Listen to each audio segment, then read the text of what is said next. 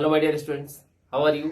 मैं शत्रुघ्न कुशवाहा आपका वेलकम करता हूं आपके प्यारे चैनल ग्रेविटी गैंग पर, जहां मैं देता हूं आपको फिजिक्स के प्यारे प्यारे से लेक्चर। हम लोग का टॉपिक चल रहा है गाउस थ्योरम। इसके पहले मैं गाउस थ्योरम से रिलेटेड 2 वीडियो अपने चैनल पे अपलोड कर चुका हूं।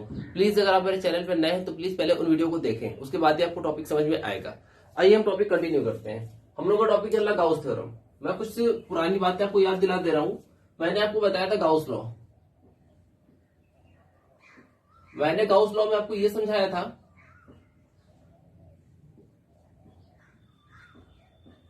the electric flux phi E associated with any surface, closed surface से लिख सकते हैं, associated with any closed surface is equal to 1 upon epsilon naught times of net charge enclosed by the surface, enclosed by the surface। मैंने ये point आपको समझाया था। मैंने ये समझाया था कि आपके पास जो फाई ई होता है it is equals to Q upon epsilon naught. ये गाउस लॉ था। मैंने आपको ये समझाया था कि आप गाउस लॉ को अगर यूज करते हो तो आप नॉर्मल मैथमेटिकल कैलकुलेशन से बच जाते हो। जैसे अगर हम बेसिकली बात करते हैं तो हम लोग को क्या बताया जाता है, मैंने आपको कुछ बातें समझाई थी कि अगर हम लोगों से फॉर्मूला, अगर हमें फाई ई मतलब कि इलेक्ट्रिक फ्लक्स की मैथमेटिकल कैलकुलेशन करने के लिए बोला जाता है तो फाई ई का फॉर्मूला क्या होता है, integration of E D A, ऐसा कुछ होता है। यहां पर एस लिख सकते हैं, मतलब कि आप सरफेस इंटीग्रल यूज कर रहे हो। बट अगर हम गाउस लॉ पे जाते हैं तो मैंने आपको बताया था कि आपके पास गाउसियन सरफेस होती है, मतलब कि गाउस का एक्सपेरिमेंट उसी समय वैलिड होता है जब आपका सोर्स चार्ज किसी सरफेस के अंदर इनक्लोज हो। वो कोई भी आर्बिट्रेरी सरफेस हो सकती है आपके लिए, बशर्ते याद रखिएगा वो एक 3D सरफेस होनी चाहिए, 3 डायमेंशनल सरफेस होनी चाहिए। तो वहां पर क्या होता है कि फाई ई का जो फॉर्म होता है it is equals to the integration. मैंने कहा था इसके ऊपर थोड़ा सा मॉडर्न जमाने वाला इंटीग्रेशन कर दीजिएगा, मतलब कि इसको आप इनक्लोज्ड इंटीग्रेशन कहते हो, ई डी ए। अगर मुझे नीड होती है, मुझे एंगल की इंफॉर्मेशन है तो हम यहां पर कॉस थीटा ले सकते हैं। अगर मुझे angle between vector E and vector D A पता है तो मैंने ये कुछ ऐसी बातें बताई थी आपको। फिर मैंने कहा था कि मैक्सिमम टाइम आप डेरिवेशन जब करोगे तो होगा क्या कि जैसे मैंने यहाँ पर एक स्पेरिकल सरफेस को लिया, यहाँ पर मैंने इसके सेंटर पे एक प्लस क्यू चार्ज को प्लेस किया, यहाँ पर मैंने एरिया एलिमेंट लिया, this is the direction of D A. इससे निकलने वाला इलेक्ट्रिक फील्ड वेक्टर ई कैसे है, पैरेलल है। तो ऐसे केस में क्या होता, थीटा मेरा 0 डिग्री हो जाता था। तो ये जो मेरा फॉर्मूला बनता था फाई ई का, ये हो जाता था enclosed integration vector E dot D ए। होता क्या था, कॉस 0 की वैल्यू 1। फिर मैंने क्या कहा था कि इसको और इसको आप कंपेयर कर दो, ये भी इलेक्ट्रिक फ्लक्स है, ये भी इलेक्ट्रिक फ्लक्स है। तो मैंने इसके बाद आपसे ये कहा था कि इसको आप ये लिख सकते हो, Q upon epsilon naught is equals to enclosed integration E dot D A. ये हमारा फाइनल गाउस थ्योरम का फॉर्मूला बनकर आता है, ठीक है। और यहाँ पे मैंने क्या समझाया था, गाउस ने बहुत सारी हेल्प करी हमारी। इन्होंने कहा था कि अगर आपको किसी चार्ज का मैग्नीट्यूड पता है इनक्लोज्ड इन एनी सरफेस, आप उसको क्या कर दो, एप्सिलॉन नॉट से डिवाइड कर दो। जैसे ही आप ऐसा करोगे तो आप देखोगे कि आपका जो इलेक्ट्रिक फ्लक्स है वो कैलकुलेट हो गया, ठीक।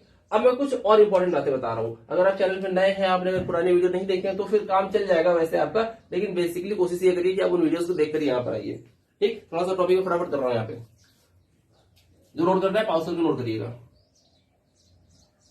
ओके। अब देखिए गाउस लॉ से रिलेटेड मैं कुछ इंपॉर्टेंट पॉइंट आपको बता रहा हूं, याद रखिएगा। न्यूमेरिकल्स में बहुत काम आते हैं आप लोगों के लिए, बहुत ज्यादा। आप न्यूमेरिकल्स इसके हमेशा गलत करते हो। जैसे मैंने कहा कि ये फॉर्मूला किस कॉन्सेप्ट पे दिया गया, तो ये फॉर्मूला उस समय दिया गया था जैसे मैंने बोला कि मैंने यहां पर एक सोर्स चार्ज प्लस क्यू लिया। ये क्या है, ये किसी गॉसियन सरफेस के अंदर इनक्लोज्ड है। ये मेरे लिए गॉसियन सरफेस है। अच्छा, मैंने एक और काम किया, मैंने यहां पर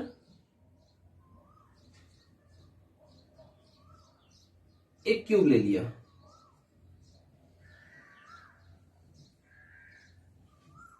लाइक दिस,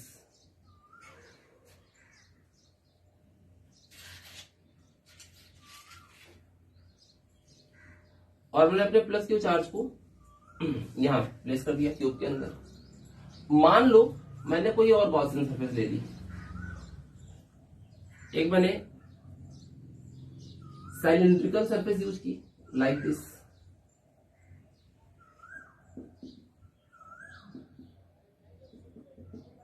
मैंने अपने चार्ज को यहां रखा।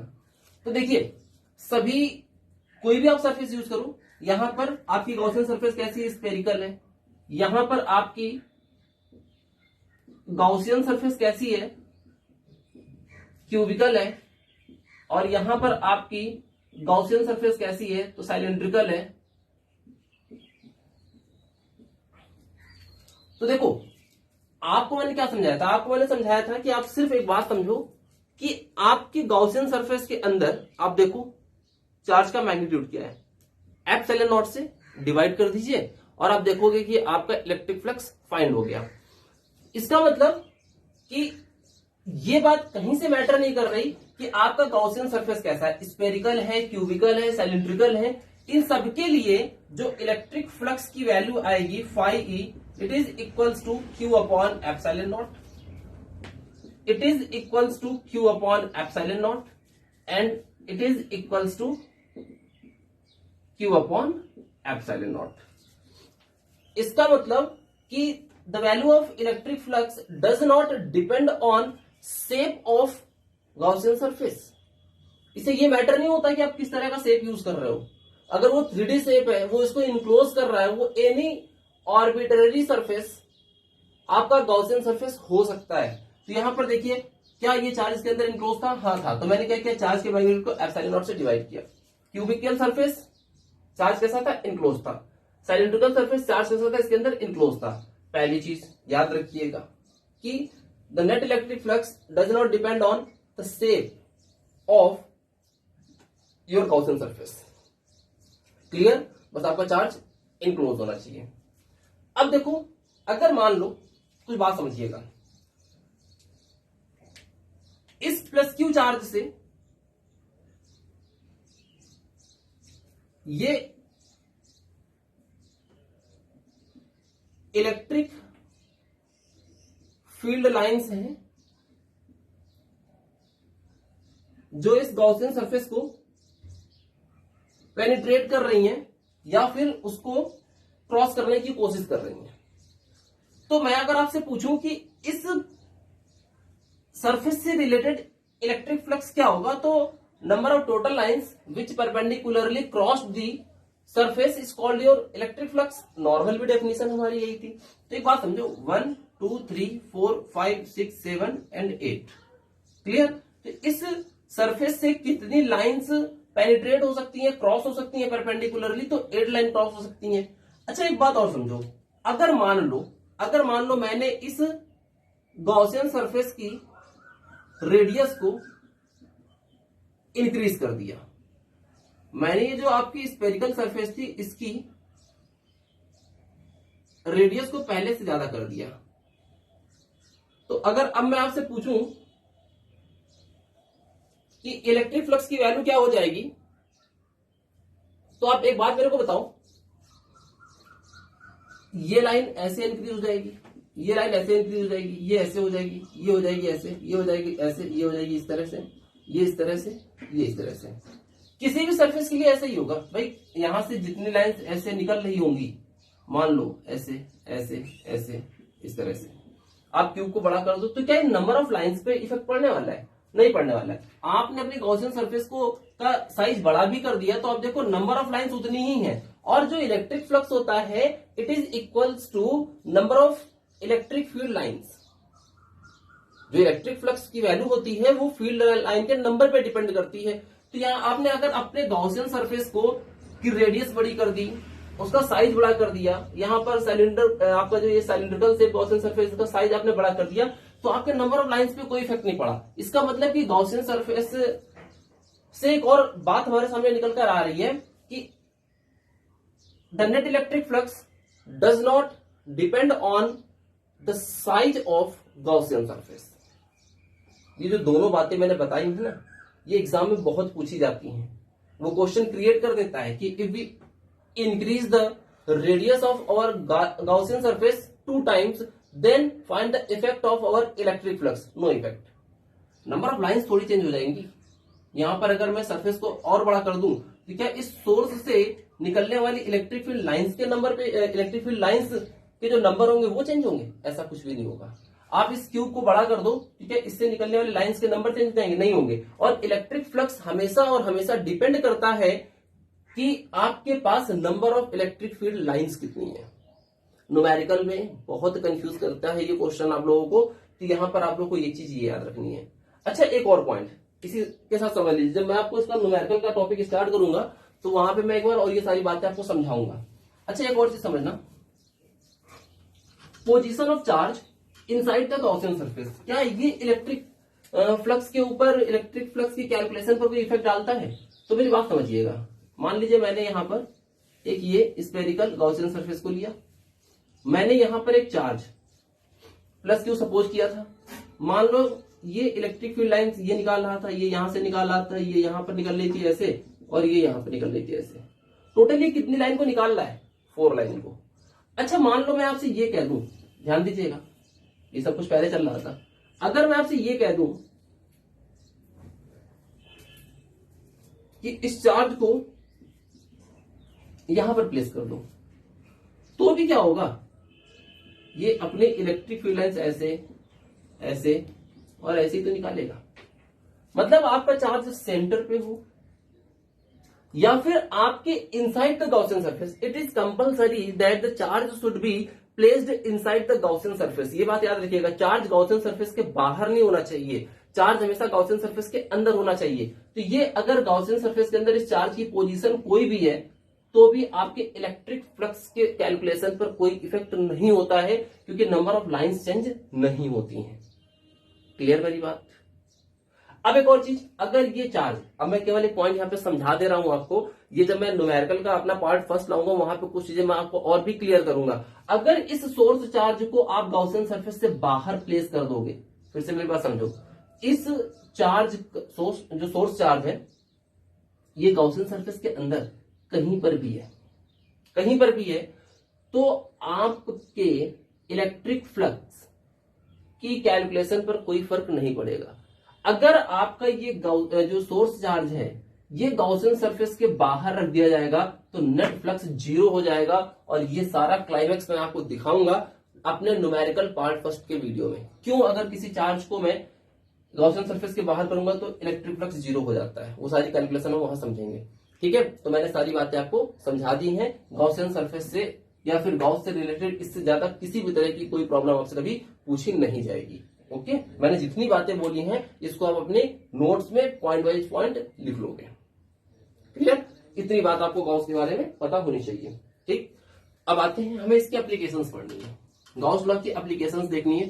तो देखो मेरी बात समझिएगा, एग्जाम में गॉस लॉ की एप्लीकेशन बहुत पूछी जाती है। 3 मार्क्स में इसके डेरिवेशन करने के लिए आते हैं कई बार। इसकी एप्लीकेशन में कुछ फॉर्मूले हमें मिलेंगे, उनसे रिलेटेड न्यूमेरिकल्स बनते हैं हमारे एग्जाम में। ये सब चीजें हमें समझनी है। तो देखिए, सबसे पहले से मेरी बात समझिएगा कि आपको इसकी एप्लीकेशन को समझने से पहले कुछ इंपॉर्टेंट पॉइंट समझने पड़ेंगे जो बहुत जरूरी है। वो क्या है मेरे पास? वो है मेरे पास चार्ज डेंसिटी। देखिए, चार्ज डेंसिटी का मीन्स क्या है, ये यूज क्यों होता है? चार्ज डेंसिटी का मीन्स होता है कि how we accumulate the charge at any surface. नहीं समझे? मतलब किसी सरफेस पर, किसी रॉड पर, किसी 3D से बॉडी पर हम चार्ज को किस तरह से डिस्ट्रीब्यूट करते हैं। ओके, ये मीन्स होता है चार्ज डेंसिटी से। आप लोग की बुक में, मैं यहां पर चार्ज डेंसिटी, तो आप लोग की बुक में डिस्ट्रीब्यूशन ऑफ चार्ज समझाया गया है, लीनियर चार्ज डिस्ट्रीब्यूशन और surface charge distribution, volume charge distribution. वो मेरे लिए ज्यादा मतलब मैटर नहीं करता, जो मैं समझा रहा हूं ये बात समझिएगा, मैटर ये करेगी बातें आपके पास। ये चार्ज डेंसिटी कितनी तरह की होती हैं, तो देखिए पहली चीज याद रखिएगा, पहले तो 1 मार्क्स में ये लिखने के लिए आता है। दूसरी चीज, जितनी भी चीजें मैं यहां बता रहा हूं ना, ये न्यूमेरिकल्स में सडन यूज होंगी, आप समझे नहीं पाओगे कि उसने न्यूमेरिकल में कब इस तरह के टॉपिक क्रिएट कर दिए हैं। इसलिए बहुत दिमाग में सेटल रखिएगा जो मैं यहाँ पे समझा रहा हूं, क्योंकि इसके बगैर बहुत सारे न्यूमेरिकल्स आपके फंस भी जाएंगे। तो यहां पर देखिए, अगर मैं आपसे कहता हूं linear charge density, okay, linear charge density की अगर हमसे बात की जाती है, तो अगर मेरे से बोला जाए तो हम क्या कहेंगे, linear charge density is quantity of charge per unit length of any rod और वायर। मैंने क्या बोला, linear charge density is the quantity of charge, linear charge density. देखिए मैं लिख दे रहा हूं, क्योंकि बोर्ड में तो लिखना होता है, नहीं लिखूंगा तो आप बनाओगे नहीं नोट, मुझे पता है। Linear charge density is quantity of charge per unit length, okay, मेरी बात समझ में? Linear charge density is quantity of charge per unit length.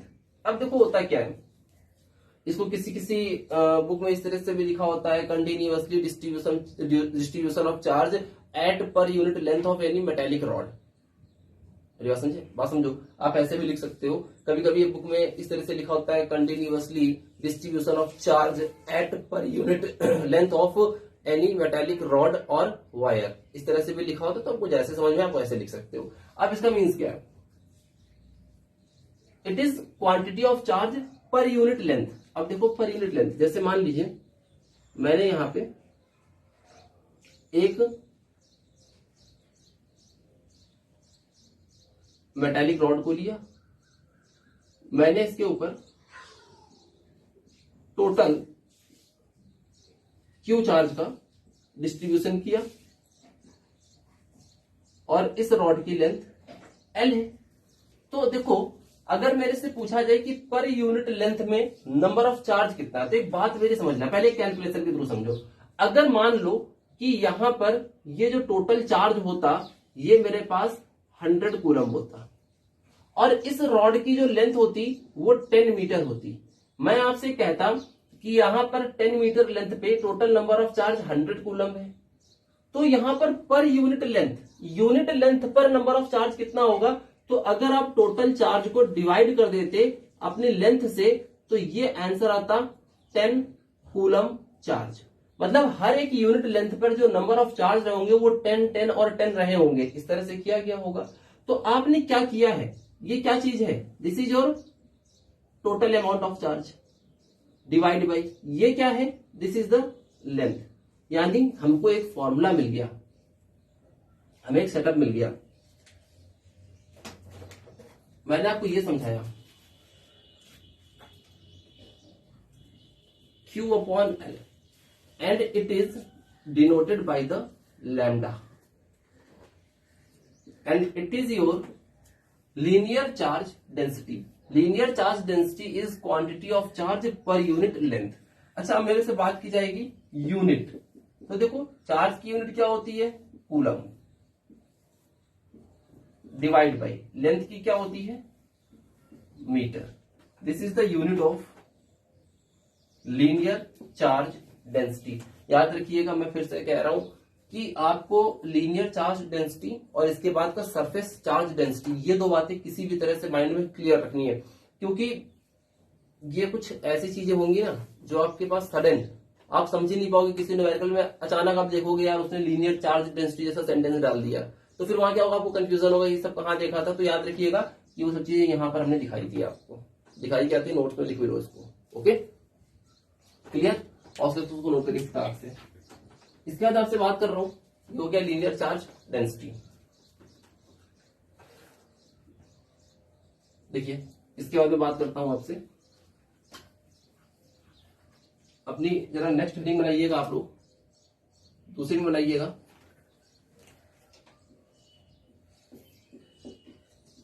Surface charge density, definition लिखिएगा। Surface charge density is quantity of charge per unit area, per unit area. Clear? उसी तरह से अब ये क्या होता है, आपकी नूतन जैसी बुक वगैरह देखोगे तो वहां पे लिखा होगा कि continuously distribution of charge over per unit area is called surface charge density. तो चाहे आप उस तरह से लिख लो या फिर इसको इस तरह से भी लिख लो। हाँ, एक चीज याद रखिएगा कि आपसे यहां पर किसके सरफेस की बात की जा रही है, तो किसी कंडक्टिंग सरफेस की, किसी कंडक्टर के सरफेस के लिए ये पॉइंट वैलिड होता है। इस चीज को भी याद रखिएगा कि जो भी आप सरफेस ले रहे हो वो कंडक्टिंग सरफेस होनी चाहिए आपके लिए। अब जैसे मान लो मैंने यहां पे क्या किया, मैंने यहां पे एक 2 डायमेंशनल रेक्टेंगुलर स्क्वायर से कुछ भी हो सकता है, एक मैंने यहां पर सीट ले ली, बस 2D होनी चाहिए। अब इसके ऊपर मैंने क्या किया, मैंने बोला ना यूनिफॉर्मली डिस्ट्रीब्यूशन या फिर continuously distribution of charge over per unit area is called your surface charge density. ये मैंने कर लिया। तो अब क्या होगा, अगर ये एक रेक्टेंगुलर सीट है, ये 2D सीट है, 2 डायमेंशनल सीट है, तो इसके पास क्या होगा, इसके पास एरिया होगा। मैंने इसके ऊपर टोटल क्यू चार्ज का डिस्ट्रीब्यूशन किया। तो अभी मैंने आपको क्या समझाया कि अगर मुझे पर यूनिट एरिया पे नंबर ऑफ चार्ज चाहिए तो मैं क्या करूंगा, टोटल अमाउंट ऑफ चार्ज को एरिया से डिवाइड कर दूंगा and it is denoted by sigma. और याद रखिएगा कि आप कुछ भी भूल जाना, मेरी एक बात याद रखना, ठीक है, आप सरफेस चार्ज डेंसिटी को मत भूलना। मेरी बात याद रखिएगा, ये न्यूमेरिकल में बहुत अप्लाई होगा। सरफेस चार्ज डेंसिटी आपके लिए बहुत इंपॉर्टेंट पार्ट है 12th के स्टैंडर्ड पर। आप लोगों के लिए है ये एक लाइन की डेफिनेशन, बट याद रखिएगा कभी कभी ये अच्छे अच्छे न्यूमेरिकल्स आपके फंसा के रख देती है। क्लियर? ओके, बाकी कोई डाउट है? नहीं है। अब मैं अगर आपसे पूछता हूं unit, what is the unit, तो चार्ज की यूनिट मैंने फिर से देखी यार, कूलम, एरिया की मीटर स्क्वायर। ओके, क्लियर है यहां तक? फटाफट इसको नोट करिए, बहुत कभी नोट करिए। आपको लग रहा होगा ना टॉपिक कितना अच्छा चल रहा है। आप सोच रहे होंगे कि 12th में साइंस क्यों ले ली मैंने। होता है, थोड़ी सी मेहनत करिए, आसान है, सब कुछ समझ में आएगा। तरफ करूं? अब देखो जरा, देखो इस टॉपिक को बहुत रिलैक्स पढ़िएगा, जल्दबाजी मत पढ़िएगा, क्योंकि बहुत अच्छा टॉपिक है ये आप लोगों के लिए। बोर्ड में पूछा जरूर जाता है, ये भी याद रखिएगा। चलिए अगली हेडिंग लगाइएगा, वॉल्यूम चार्ज डेंसिटी। तो यहां पे क्या होता है, volume charge density is quantity of charge per unit volume. देखिए सारी डेफिनेशन एक जैसी ही है, ठीक है। मैंने यहां पर किसी भी तरह का कोई कंफ्यूजन नहीं किया है आप लोगों से। मैंने एक सिंपल सी आपसे बात करी है कि अगर आपसे पूछता है volume charge density, area charge, surface charge density, linear charge density, linear की बात करेगा पर यूनिट लेंथ, सरफेस की बात करेगा पर यूनिट एरिया, वॉल्यूम की बात करेगा पर यूनिट वॉल्यूम। बस इतनी सी बात आपको समझनी है। बहुत ज्यादा मैं टिपिकल सेंटेंस में आपको चीजें नहीं बता रहा हूं इसीलिए, ताकि ज्यादा कंफ्यूजन ना आए आप लोगों के पास। देखिए मैंने यहां पर एक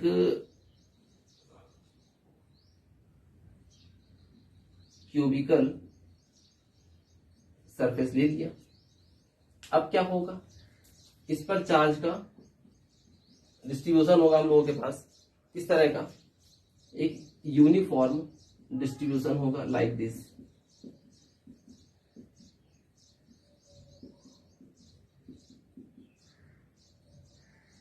ओके, इस क्यूब का वॉल्यूम मैंने V सपोज कर लिया और चार्ज का डिस्ट्रीब्यूशन मैंने Q रखा।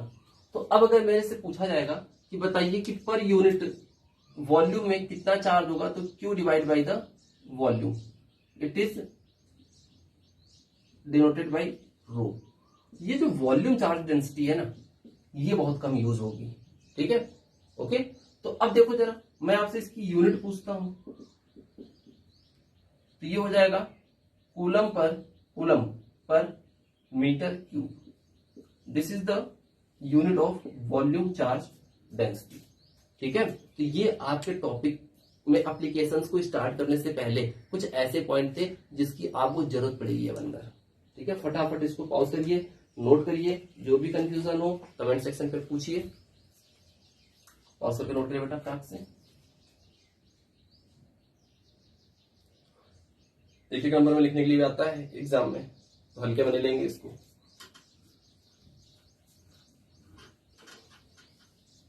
सारी बातें याद रखिएगा। अब आपके इंतजार की घड़ियां होती हैं खत्म, और मैं आपको देने जा रहा हूं एक ऐसा क्वेश्चन, एक ऐसा एप्लीकेशन जो कि बोर्ड में बहुत पूछा जाता है। तो ये आपके गाउस थ्योरम का फर्स्ट एप्लीकेशन है, पहला यूज है।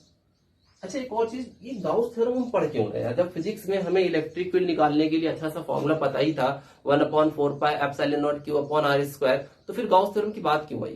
तो एक बात समझना, गाउस थ्योरम से आप बहुत बड़ी या फिर बहुत कॉम्प्लिकेटेड प्रॉब्लम्स के कैलकुलेशन आप बहुत इजी वे में कर सकते हो, ठीक है। जैसे आपने जब intensity of electric field topic को पढ़ा था, तो एक पॉइंट चार्ज के थ्रू आपने इलेक्ट्रिक फील्ड को समझ लिया था।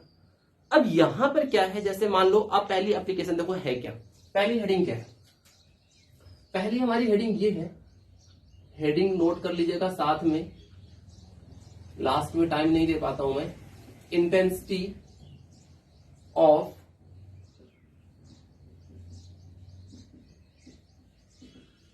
Electric field due to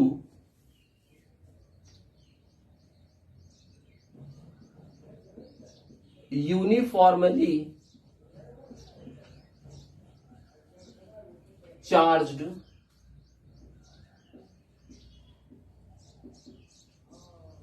straight wire of infinite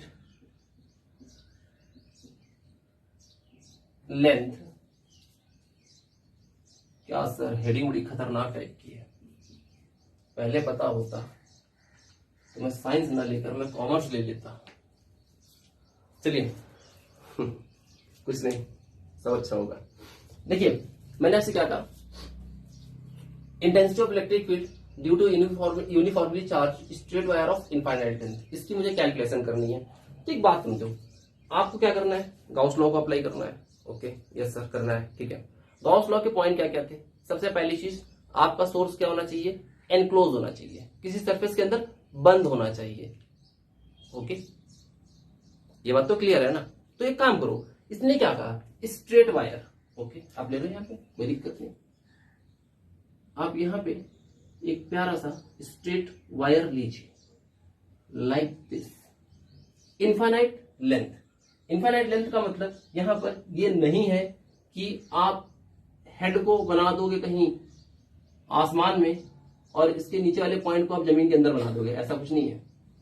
infinite length का सेंस ये होता है कि आपका ऑब्जर्वेशन पॉइंट बहुत छोटा होना चाहिए with respect to length of your rod, with respect to length of your wire. मतलब वायर बहुत बड़ा हो, ऑब्जर्वेशन आप पास से करो, तो जाहिर सी बात है कि वो चीज आपको बहुत बड़ी दिखाई देगी।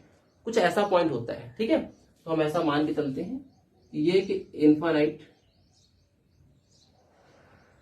लेंथ की स्ट्रेट वायर है, क्लियर। अब ये यूनिफॉर्मली चार्ज्ड है, मतलब इसके ऊपर चार्ज का डिस्ट्रीब्यूशन है लाइक दिस।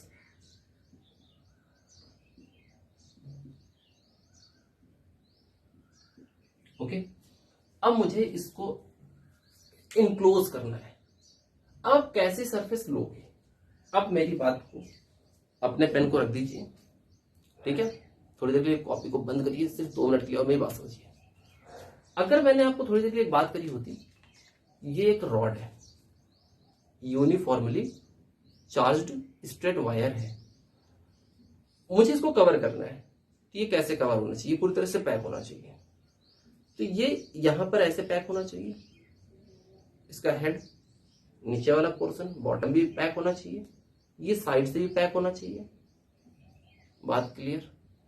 मेरी बात क्लियर हुई? तो इसका मतलब कि अगर मुझे इस रॉड को, इस वायर को इनक्लोज करना है तो मेरे को क्या करना पड़ेगा? देखो ये रॉड बहुत बड़ी है तो हम इनफाइनाइट लेंथ का गॉसियन सरफेस नहीं सपोज करेंगे, क्योंकि हमने इंटीग्रेशन क्यों पढ़ा है? इंटीग्रेशन इसीलिए पढ़ा है कि यार छोटे से पार्ट की कैलकुलेशन करेंगे और इंटीग्रेट कर देंगे और मेरा आंसर आ जाएगा। तो यहां पर देखो क्या करना पड़ेगा, आप इसको क्या चाहोगे? आप इसको चाहोगे कि ये इस तरह से यहां से कवर हो जाए, मतलब ऊपर से, ये दोनों साइड से इस तरह से ये कवर हो जाए। ओके, और ये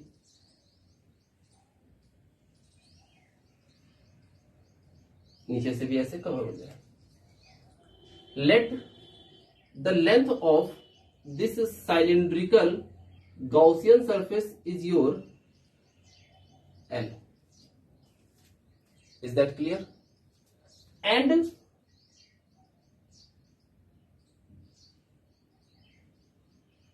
the radius of its upper surface is your R. मतलब आपको R डिस्टेंस, ये एक यूनिफॉर्म डिस्टेंस होगा, हर पॉइंट पे ये R होगा, यहां से यहां पर कहीं पर भी अगर आप देखोगे। और इस साइलेंड्रिकल सरफेस की जो लेंथ है ये मैंने L सपोज करिए। एक मिनट जरा देख लो, आपको दिखाई दे रहा है? लाइट कलर तो नहीं हो गया साइलेंडर का? हाँ ठीक है, समझ में आ रहा। देखो जरा मैं क्या समझा रहा हूं, देखिए ये एक मेरे पास क्या है, यूनिफॉर्मली चार्ज्ड वायर है, इनफाइनाइट लेंथ का है। अब इनफाइनाइट लेंथ तो यहां नहीं लूंगा, आपको एग्जांपल दे रहा हूं। तो अब क्या करना है, इसको एनक्लोज करना है। अब ये एनक्लोज करने के लिए क्या होना चाहिए, ये किस तरह से पूरी तरह से पैक होगा? देखो ये क्या है, एक सिलेंड्रिकल शेप सरफेस दिख रहा है, लेंथ है, यहां पर देखो स्फीयर है। अगर मुझे इस रॉड को इनक्लोज करना है, कि कैसे इनक्लोज होगा? Like this. क्लियर? तभी तो ये पूरी तरह से कवर हुआ इस सरफेस के अंदर। ओके, अब मेरी एक बात समझिएगा, मैंने आपको समझाया था vector area of plane. Vector area कैसे निकालते हैं? तो आपने इसको इनक्लोज कर दिया। तो एक बात समझना कि इसमें कंफ्यूजन क्या आता है।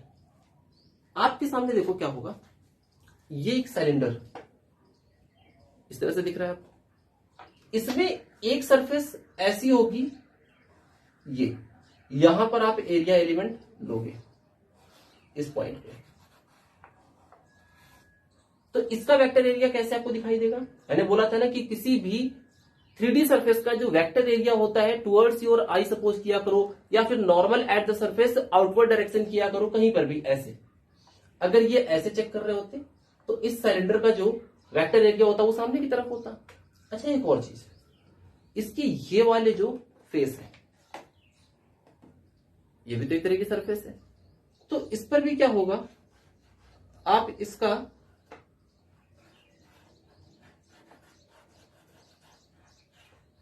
एलिमेंट एरिया ले सकते हो, ये ऐसे होगा। और जब सिलेंडर इस तरह से सिलेंडर रखा हुआ है तो इसका वेक्टर एरिया ऊपर की तरफ हो जाएगा ऐसे। क्लियर मेरी बात? और नीचे वाले सरफेस के लिए एरिया वेक्टर इस तरह से हो जाएगा। यानी आपका सबसे पहला जो वर्क होगा, मेरे हिसाब से कोशिश करिए वो समझाने को, आपको समझ में आना चाहिए आप लोगों को इतना। तो आप अपना एक एरिया एलिमेंट यहां पर ले सकते हो, और इसकी डायरेक्शन कैसे होगी अभी मैंने समझाया, दिस इज डी। आप एक एरिया एलिमेंट यहां पर ले सकते हो, इसकी डायरेक्शन कैसे होगी, डी। आप यहां पर एक अपना एरिया एलिमेंट कट कर सकते हो इसकी डायरेक्शन कैसी होगी, B A. Normal at the surface, normal at the surface, outward direction, सीधी सी बात है। फिर से समझ लो, ये साइलेंड्रिकल सरफेस है, एक वेक्टर एरिया इस सरफेस पे जिस पर ये लेंथ काम कर रही है, इस पर आप सपोज करोगे इस तरह से, अगर इसको आप इस तरह से जज कर रहे हो तो ये इस तरह से हो गया। इसके अंदर आपकी एक मेटेलिक रॉड इसके अंदर पड़ी हुई है, जिससे इस साइलेंड्रिकल सरफेस जिसको आपने एनक्लोज करके रखा है, this is the vector area. ऊपर वाले सरफेस, ये वाले क्या प्लेन जो है, इसका वेक्टर एरिया ऐसे होगा और इसका वेक्टर एरिया इस तरह से होगा। क्लियर? अब देखो क्या हो रहा होगा कि ये पॉजिटिवली चार्ज्ड रिंग है, तो इससे जो इलेक्ट्रिक फील्ड लाइंस होंगी वो कैसी होंगी, ऐसे चली होंगी, आउटवर्ड डायरेक्शन।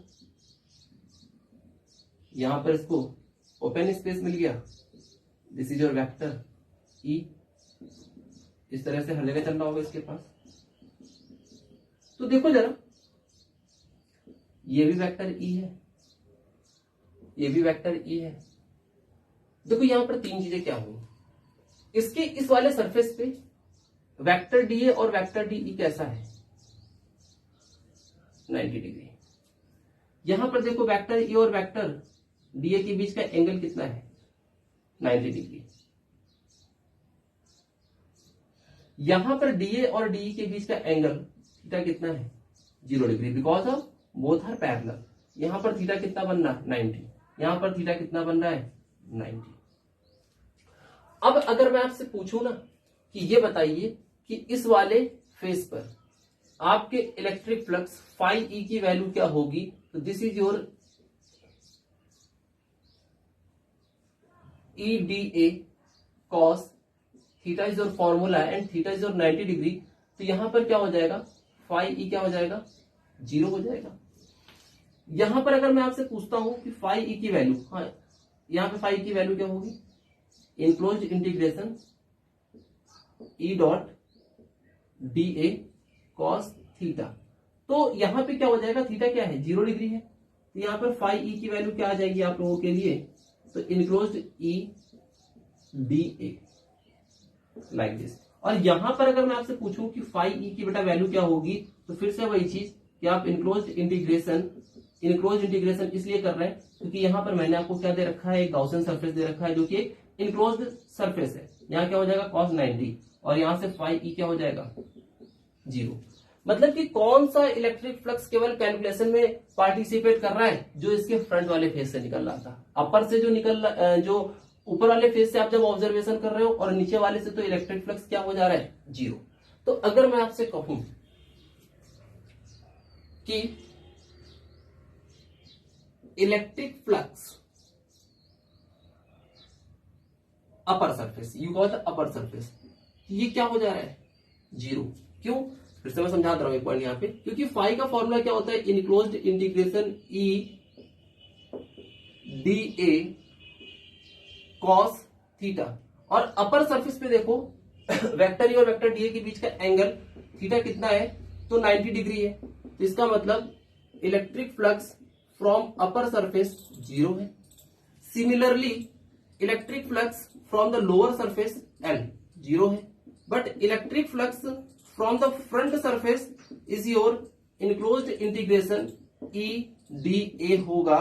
क्यों होगा, क्योंकि यहां पर ये दोनों कैसे हैं, पैरेलल है, थीटा 0 डिग्री है, तो E D A cos theta cos 0 value 1, तो मेरे पास ये वैल्यू बच रही है। तो अगर मेरे से पूछा जाए कि net electric flux due to this wire when it is enclosed in any Gaussian surface of cylindrical shape, अगर मुझसे ये चीज पूछी जा रही है, तो यहां पर देखो अगर मेरे से फाई ई पूछा जाता है कैसा, नेट, तो मेरा आंसर क्या होगा, phi E from upper side plus phi E from lower side plus phi E from front side, ये मेरे पास होना चाहिए। ठीक है, कितनी बातें जरा फटाक से नोट करिए बेटा, इतनी बातें बहुत तेजी से नोट करिएगा, पॉज करके नोट करिए फटाक से, क्योंकि बस डेरिवेशन खत्म होने वाला है। देखो, तो मैंने आपसे क्या कहा, मैंने आपसे ये कहा कि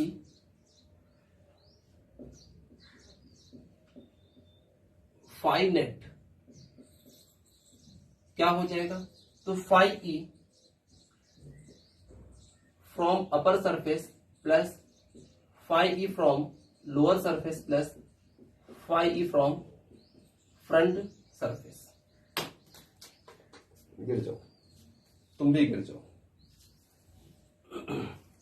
सॉरी। देखिए अब यहां पर देखिए, इसको हटाओ। तो मेरे हिसाब से फाई ई नेट क्या आने वाला है, इज इक्वल्स टू, ये हो जाएगा 0 plus enclosed integration vector E dot D ए।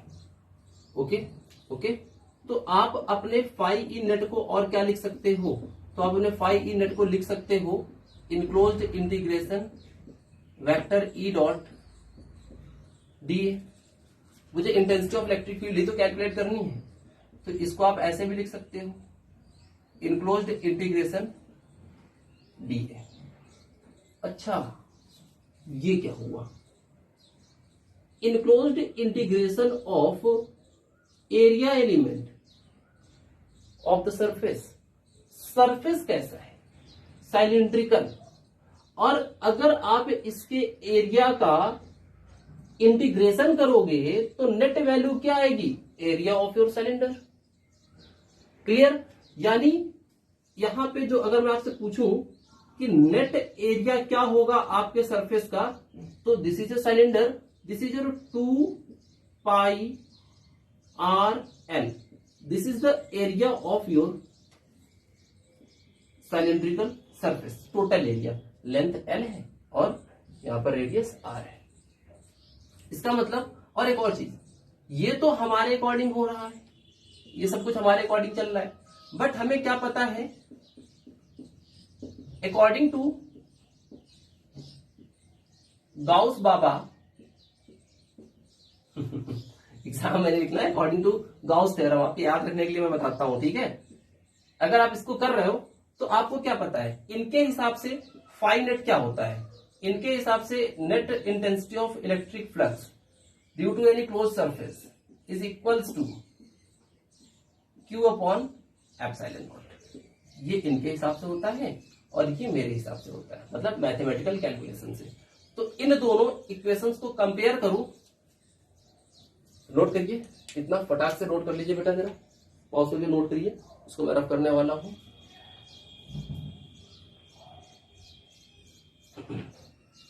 नोट गए, देखिए इसका मतलब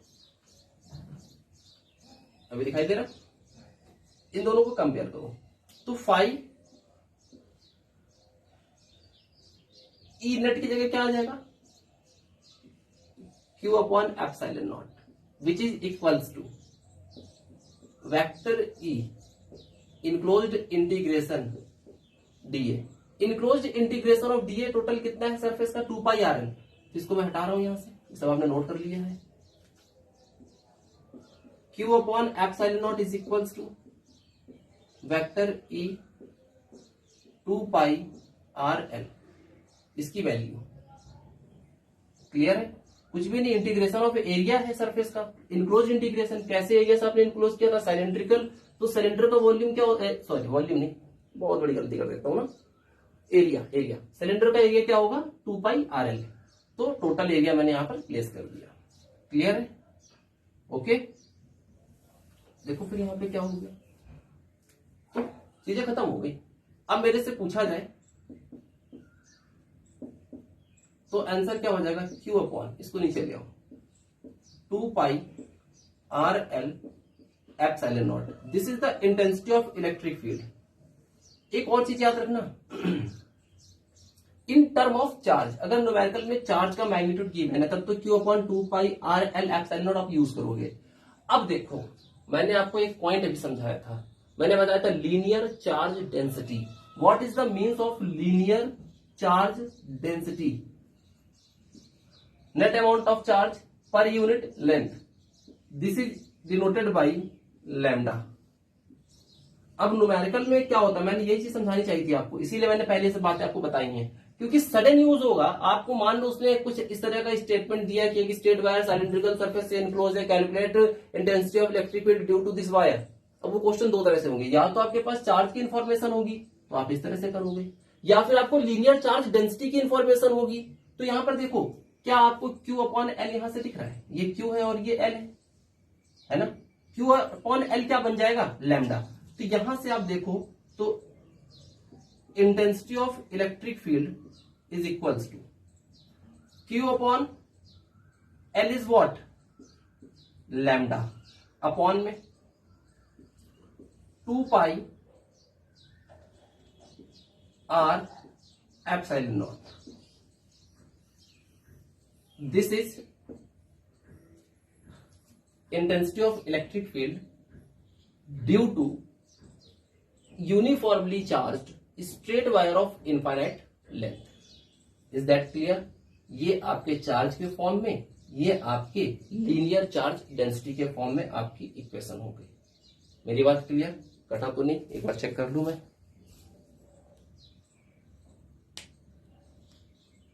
okay, so thank you so much. Pause करके छोटा फटाक से नोट करिए।